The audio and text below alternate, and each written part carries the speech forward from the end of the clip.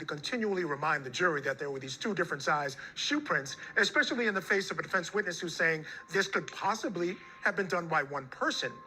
But I almost feel like they're bringing too much attention to this idea that it could have been one person. Your thoughts on that cross-examination? Yeah, the cross-examination was definitely aggressive.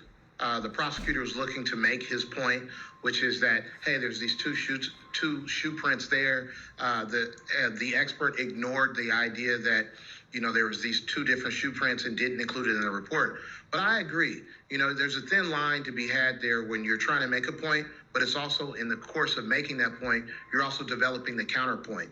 And so the prosecution, their goal is to have a very clear, tight, and concise and easily understandable case.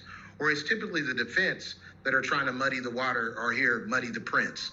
And so I think the prosecution definitely has to be careful with making the defense case, or at least opening the loop that a defendant may be able to walk through and walk out of court. Adante, it's perfectly understandable why they're so concerned about these shoe prints, because technically it's really the only true forensic evidence that they have that places, or at least they say, places the defendant at the scene. Now, of course, they have the testimony, really the extraordinary testimony of his brother and his mother, which we'll talk about in a second. But at the end of the day, you can understand why they're so focused on that particular evidence.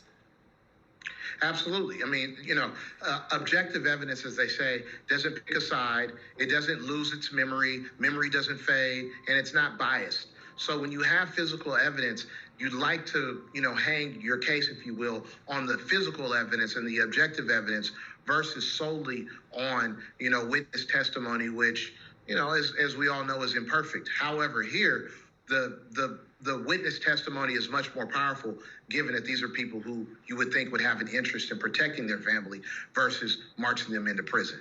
Now, that point you made is very important. You have witnesses whose interest is in protecting their family. They actually made a deal to keep the death penalty off the table for the family members. So I believe that that's a little bit of a feather in the defense's cap. But their case, they've been a couple of witnesses peppered in throughout the state's case because they needed to for timing purposes, as we just saw. That was a defense witness.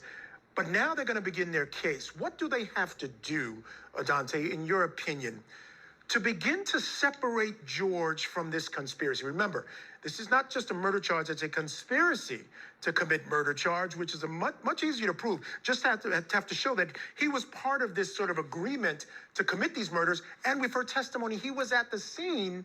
So you got to undercut that testimony and separate him from the family, no? You do, and that's going to be incredibly difficult to do when you have a lot of these circumstantial evidence, if you will, about him being at the scene. So that infers that he had knowledge of what was going on while he was there at the scene. He was there at the scene for a reason. But at the same time, under the technicalities under the law, the elements that the prosecution must prove here is that there was an agreement that these type of crimes would take place. However, you don't necessarily have to have an agreement that the specific crime was going to take place. Just that there's an agreement amongst more than one person, at least two people, obviously, and here more, that they were going to commit some sort of acts, some criminal acts. And then once that agreement is reached, everyone who's agreed in that conspiracy is down for the count, no matter what or how far the extent of that conspiracy or those actions actually go. Yeah, and that's the big problem here. This was an extensive, one of the biggest investigations, if not the biggest investigation in the history of Ohio. I understand it included wiretaps. They played a number of wiretaps that had George talking to various people in the family. I want to play one now, Adante, of George talking to his mother, Angela, in regards to the case. Let's take a listen, then we'll discuss. Whoever the best attorney is going to be yours.